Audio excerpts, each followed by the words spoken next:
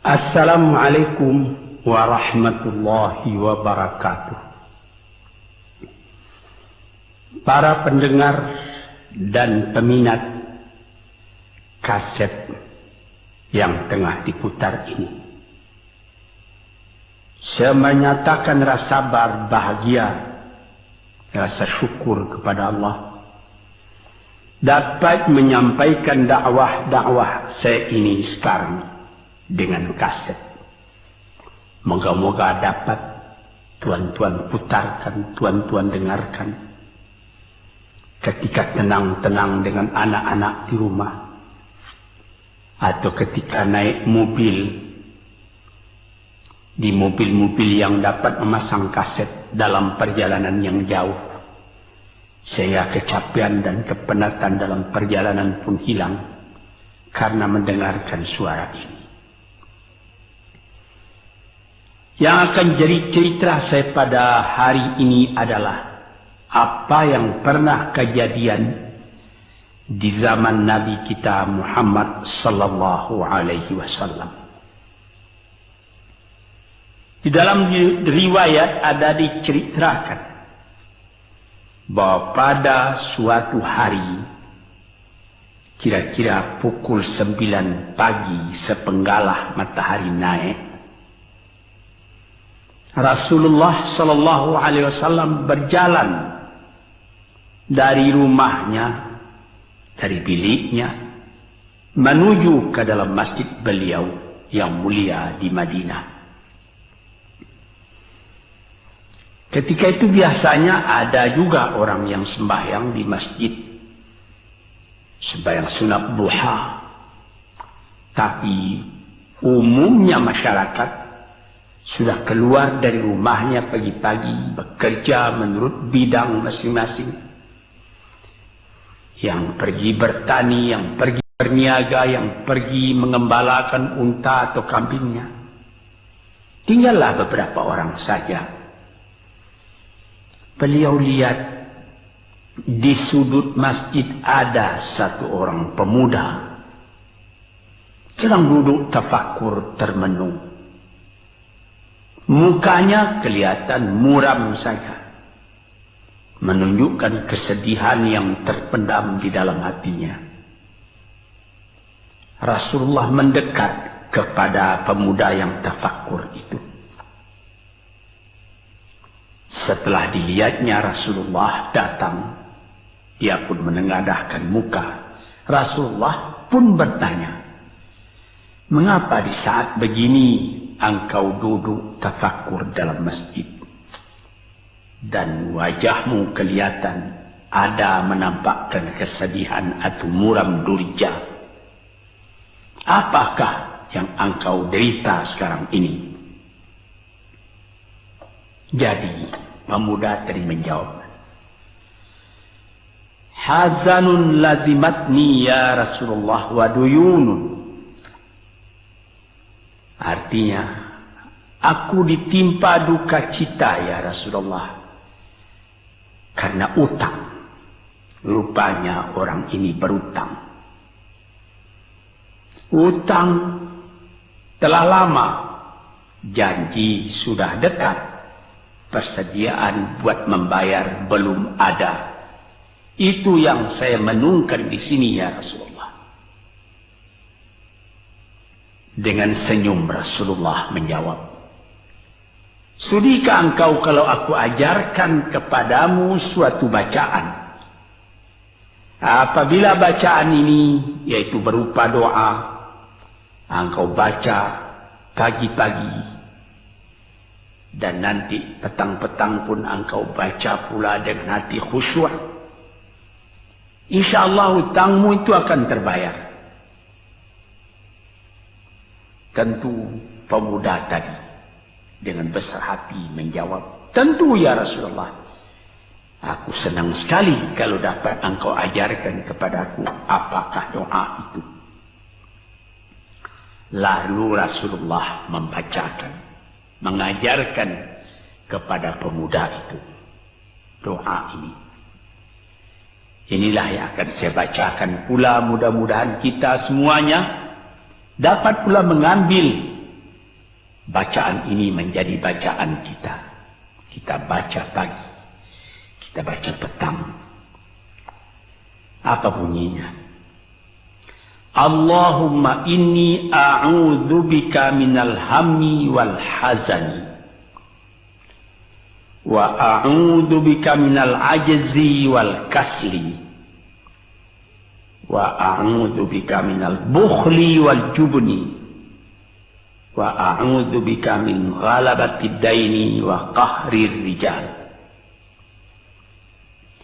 Sebelum kita uraikan atau kita tafsirkan artinya satu demi satu, baik kita artikan secara keseluruhan lebih dulu. Artinya ialah, ya Tuhanku, aku berlindung kepada Engkau daripada ini. Lalu disebut 8 banyaknya. Yang pertama, aku berlindung kepada Engkau daripada duka cita, daripada kesusahan dan duka cita. Susah dan duka cita, sudah 2. Dan aku berlindung kepada Engkau daripada malas, daripada lemah dan malas, jadi 4. Dan aku berlindung kepada Engkau daripada bakhil, berat mengeluarkan wang, dan daripada pengecut atau penakut, sudah 6. Dan aku berlindung kepada Engkau daripada pengaruh berutang, dan daripada kekuasaan orang lain atas diri kita, sehingga kita tidak mempunyai kemerdekaan pribadi lagi. Inilah 8 yang diminta kepada Tuhan. Moga-moga kita jangan diserang oleh penyakit ini. Karena kalau ada ini penyakit yang 8 perkara, itu kita mempunyai pribadi yang lemah. Tidak mempunyai lagi personality yang dapat tegak. Padahal dalam didikan agama kita, tempat kita takut cuma satu, yaitu Allah. Yang lain tidak ada. Yang pertama, susah. Apabila orang telah susah, pikirannya pun sudah tertumbuk. Jalan untuk maju tidak ada lagi. Padahal dalam kehidupan itu, manusia tidak akan berjalan di atas jalan yang datar saja, yang bertaburkan kembang. Kehidupan itu mendaki, menurun, melereng, berenang, melalui ombak dan gelombang. Itu pasti dalam hidup. Apa yang disusahkan? Kusut, tak ada kusut yang tidak selesai. Keruh, tak ada keruh yang tidak jernih. Apabila pikiran kita telah susah lebih dulu, maka gelaplah jalan yang kita tempuh ke muka dalam kehidupan tadi. Yang kedua, kita disuruh berlindung kepada Allah daripada duka cita. Yang menyebabkan orang duka cita itu memang banyak. Misalnya, kehilangan barang yang disukai, kematian orang yang disenangi, bahaya yang datang dengan tiba-tiba. Orang yang ditunggu sudah lama tidak datang. Barang yang dicari tak bertemu, dan lain-lain sebagainya.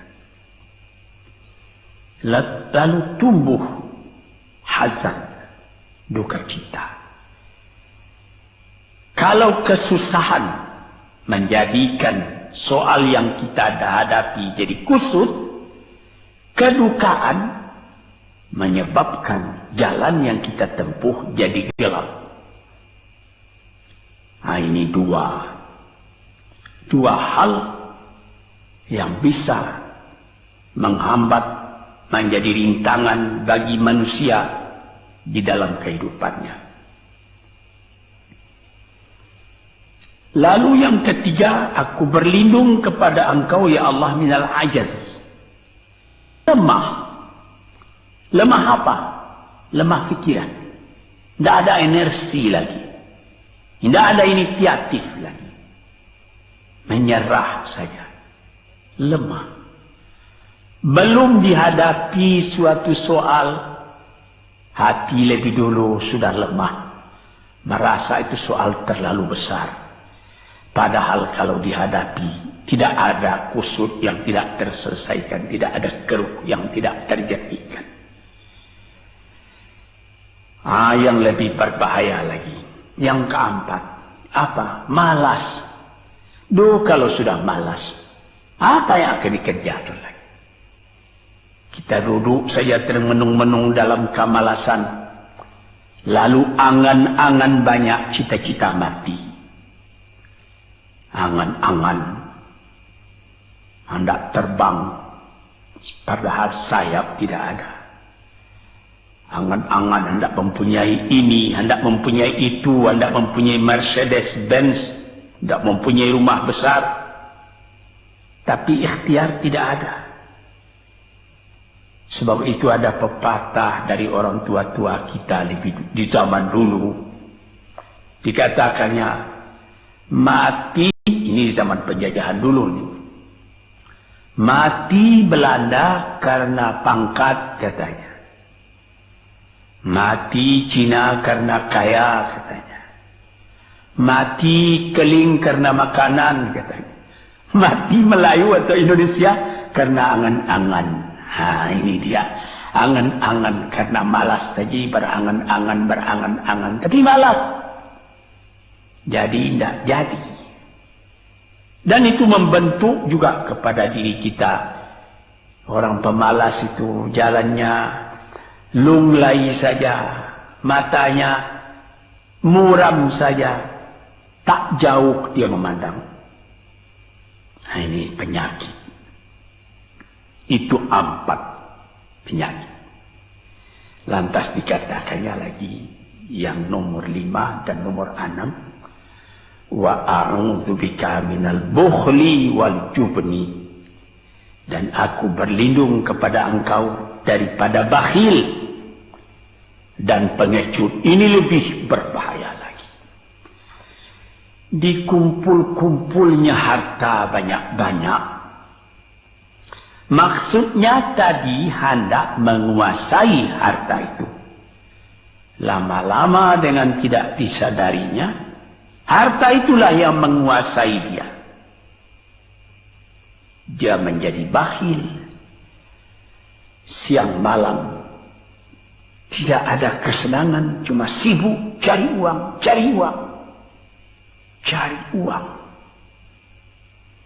Kemudian simpan banyak-banyak. Gunanya ya cuma mengumpul itu saja.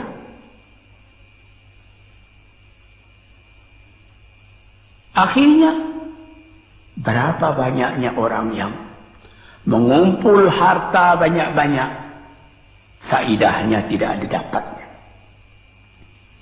Saya ingat cerita dahulu 40 tahun yang lalu ketika saya masih tinggal di kota Medan. Ada satu orang kaya mengumpul harta. Terkenal dia kaya di Medan, beberapa buah rumah, puluhan rumah yang dipersewakannya. Dan ada lagi harta-harta yang lain. Dia berjalan di jalan raya kota Medan itu dengan jalan kaki pakai payung satu. Padahal orang sudah mulai membeli mobil. Entah Cadillac lah, entah Chevrolet lah. Model-model yang terkenal sebelum perang.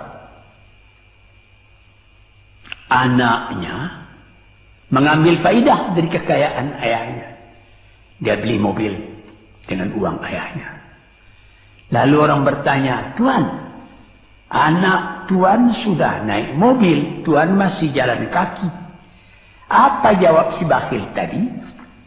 Saya anak orang miskin, anak saya anak orang kaya, katanya. Nah, inilah orang yang bukan lagi mencari harta buat menguasai harta itu, tetapi dia mencari harta buat dikuasai oleh harta itu. Yang nomor 6 lebih jahat lagi. Apa? Jubun, pengecut. Pengecut ini menjadikan separuh dari kehidupan manusia menjadi gagal. Ada pepatah orang, kalau engkau berniaga atau berusaha, meskipun modalmu tadinya tidak ada, asal engkau berani, itulah modal utama dalam hidup. Sesuai dengan pepatah Melayu atau pepatah Indonesia lama, dia katakan,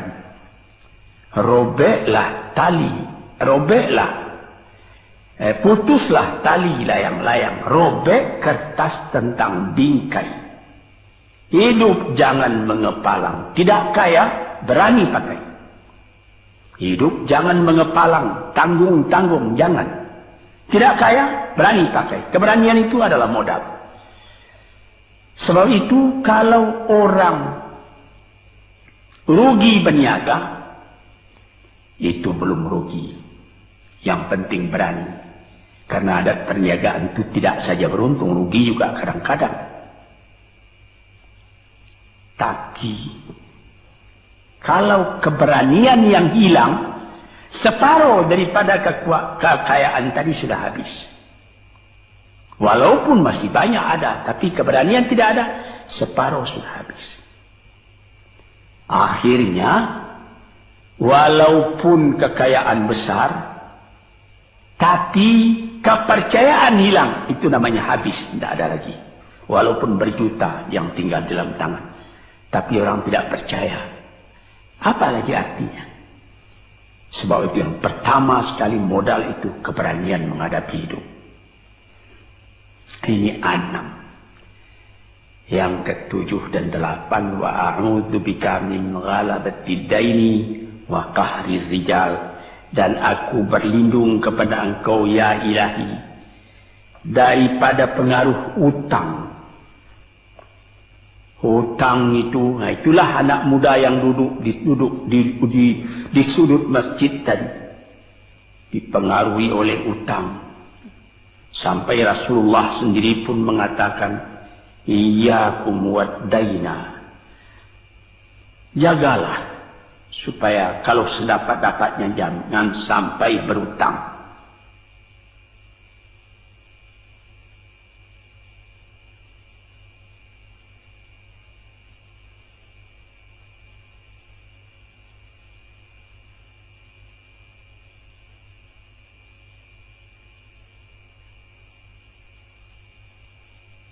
Bisa juga berutang kalau keberanian tidak ada, dan berani itu membuka jalan buat mencari bayarnya.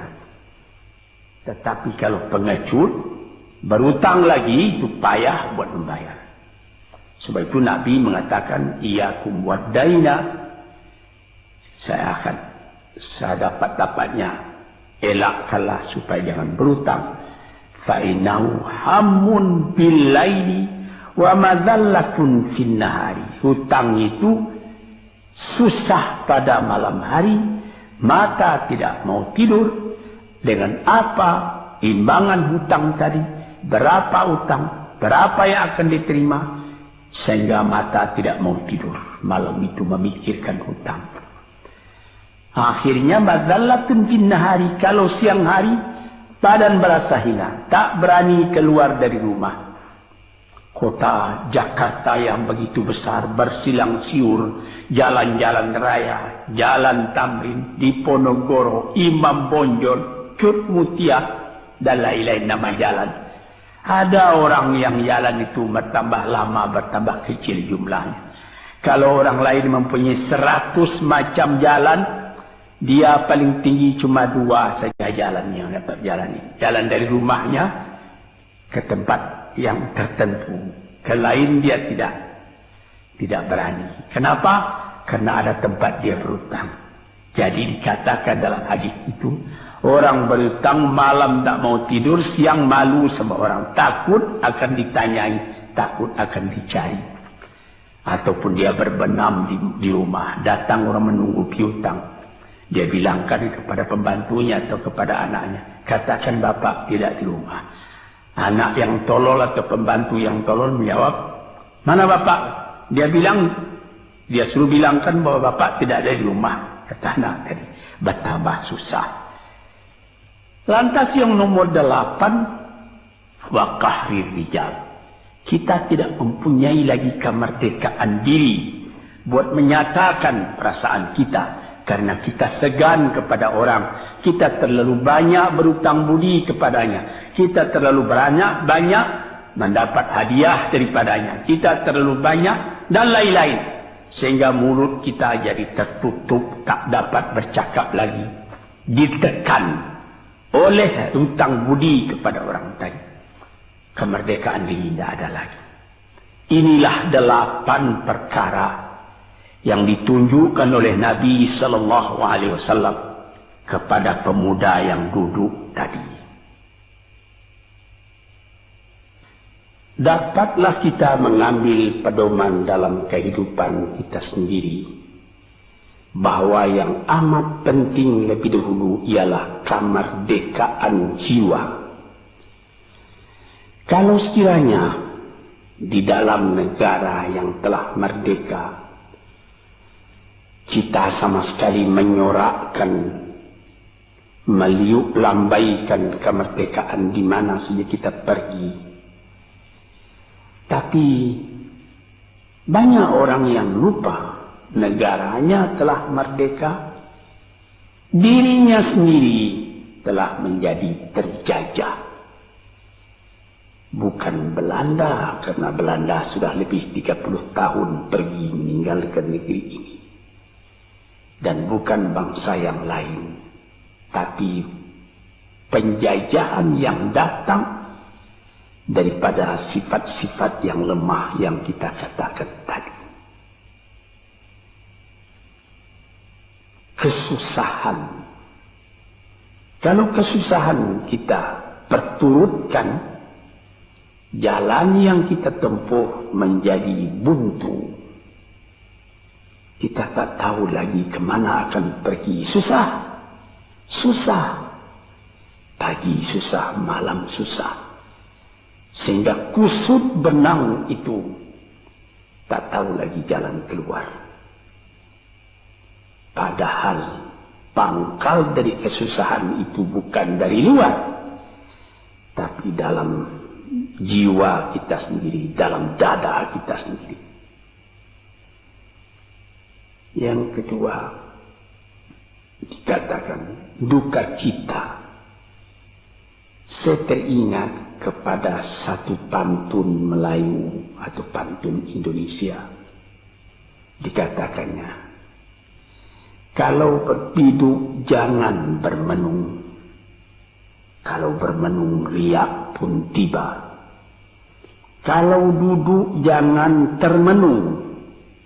Kalau termenung hati pun iba. Kalau hati sudah iba, jalan tertumbuk. Sampai ada juga pepatah nenek moyang kita, hati yang marah mendorongkan, hati yang iba menjauhkan. Sebab itu haruslah kita bersedia membesarkan jiwa kita sendiri. Marfu'ar ras, maufurul kiramah. Kepala terangkat, harga diri dijaga. Itu. Kemudian dikatakan yang kedua, al-ajaz, lemah. Al-kasal, malas. Kelemahan ini juga ada yang karena penyakit. Kenapa lemah saja? Kenapa tiap-tiap pekerjaan yang dihadapi pesimis yang timbul sehingga timbul malas? kalau perlu kita pergi kepada dokter, terutama psikiater. Kita tanyai di mana segi kelemahan ini. Karena kelemahan jiwa, kemalasan, malas dan lemah itu dari jiwa pangkalnya.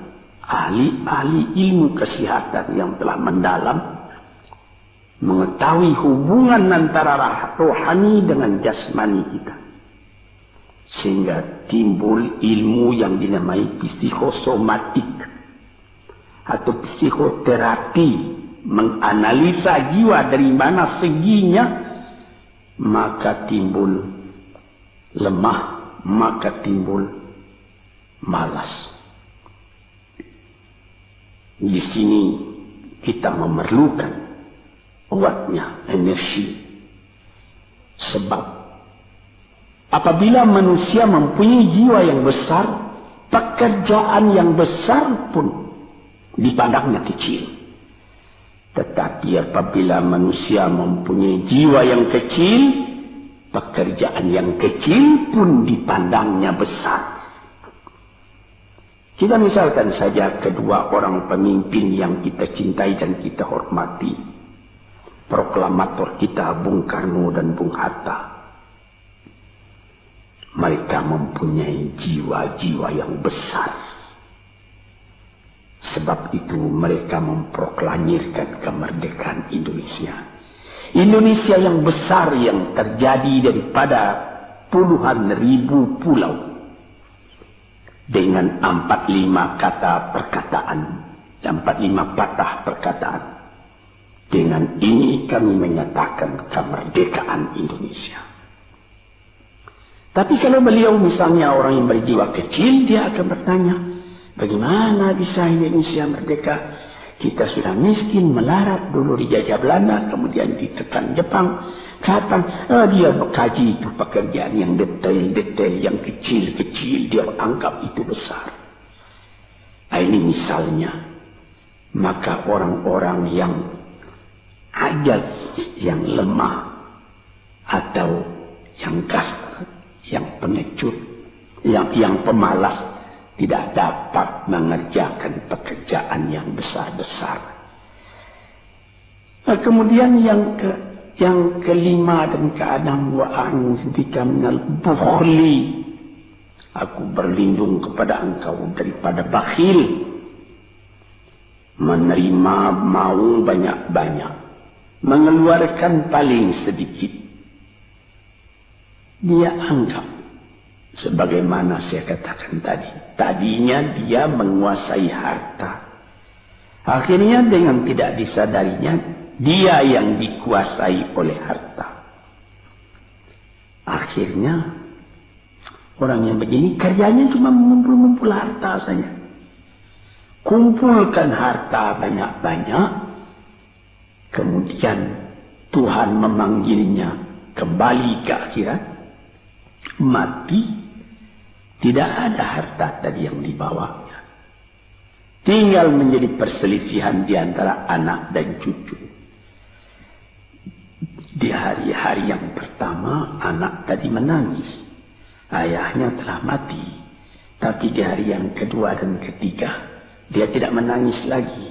Dia berpikir, di mana kunci ditaruh ayah? Di mana simpanan ayah? Berapa peninggalan ayah? Lalu dia berkelahi. Anak tadi. Nah ini, karena si ayah tadi bukhul, bakhil.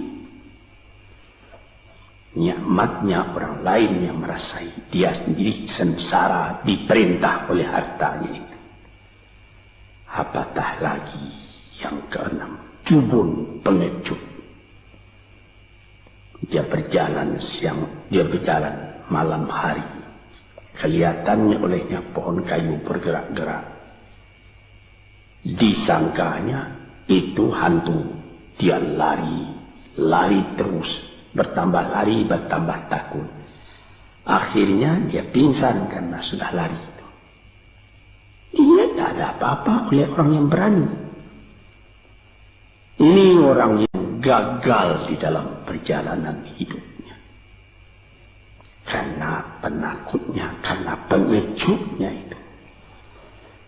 Padahal di dalam keterangan agama sendiri, orang-orang yang beriman kepada Allah dikatakan la tahinu wa la tahzanu wa antumul a'launa in kuntum mu'minin.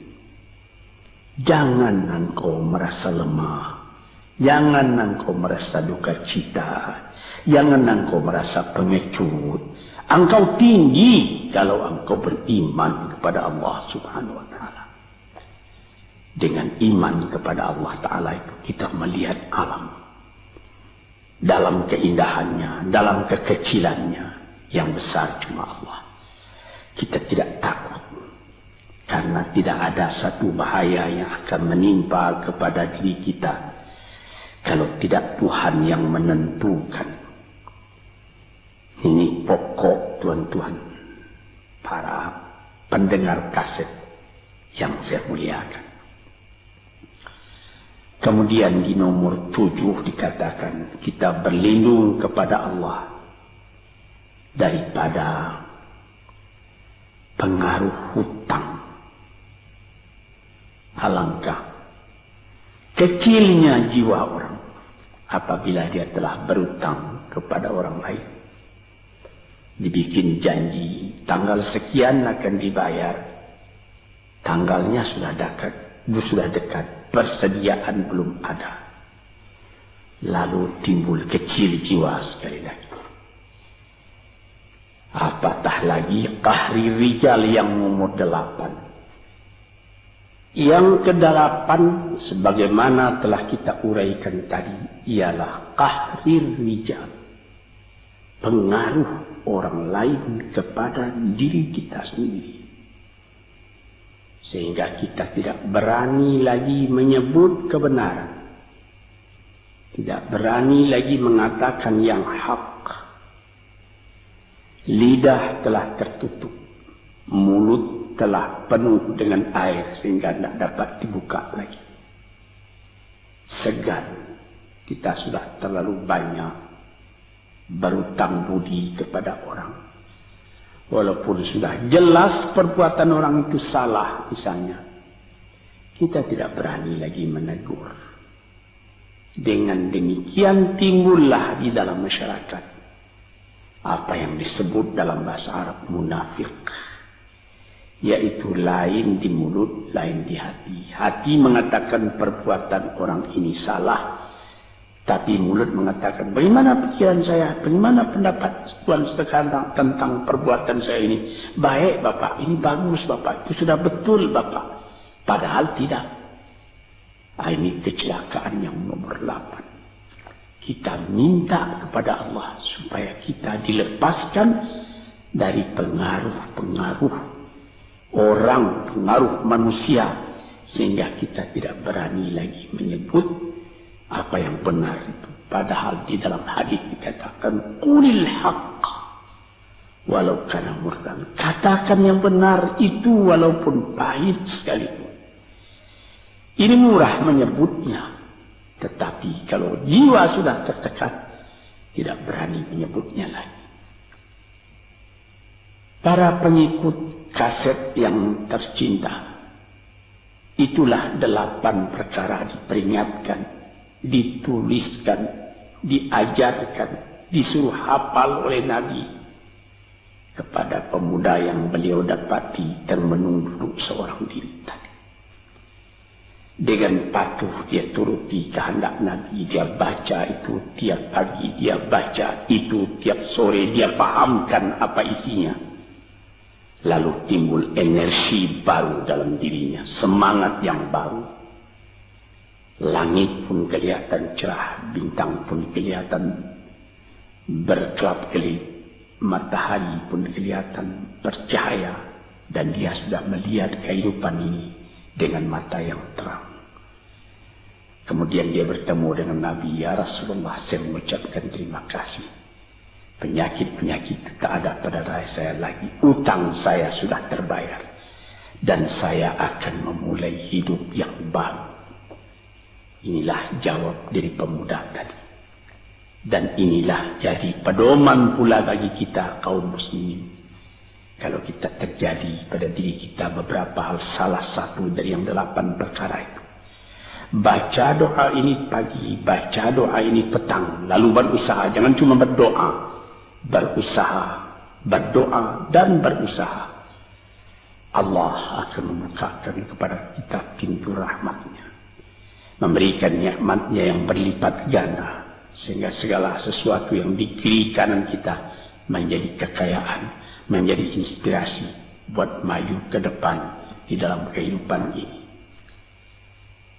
Bapak-bapak, saudara-saudara pendengar kaset yang saya muliakan, moga-moga pengaruh dari hadis ini, daripada doa ini masuk ke dalam diri saudara, dan saudara menjadi orang muslim dan merdeka yang sejati. Sekianlah pandangan saya, moga-moga ada manfaatnya bagi para pendengar dan peminat kaset yang tercinta. Assalamualaikum warahmatullahi wabarakatuh.